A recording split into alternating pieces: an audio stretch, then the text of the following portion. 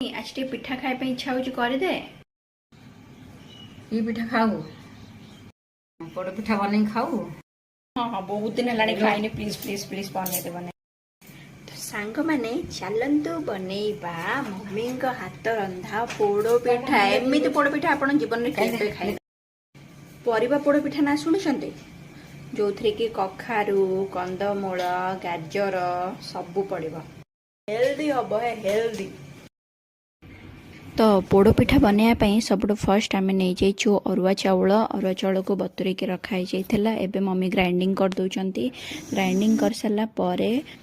परिवार कंदमूल गाजर आउ कखारू को छोट छोट पीस करके काटी देइचंती गोटे नड़िया को भांगिकी एमती छोट पीस कर देइचंती तापरे मम्मी प्रेशर कुकर रे जेतिकी परिबा काटी थिले ताकू सब सिझेबा पई पानी देकी बस परिबा भी एठी सिझी जाइछि तापरे से बैटर बनवाई प्रिपेरेसन कले चाउल बटारे कटा रखाई नड़िया को देदेले आउ गोटे छोट अदा खंड को छेचिकी देदेले तापर छोट अलैच भी कुटिकी देले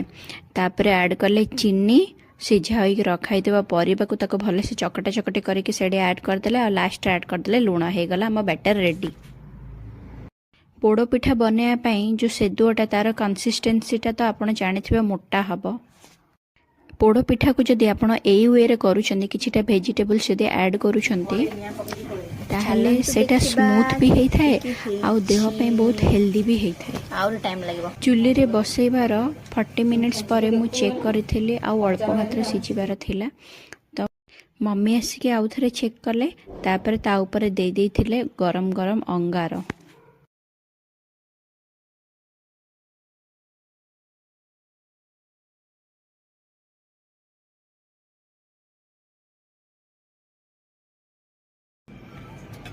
पिठाटा ठंडा हो का हो जाइथिला संध्या मम्मी बाहर करके नहीं आसिले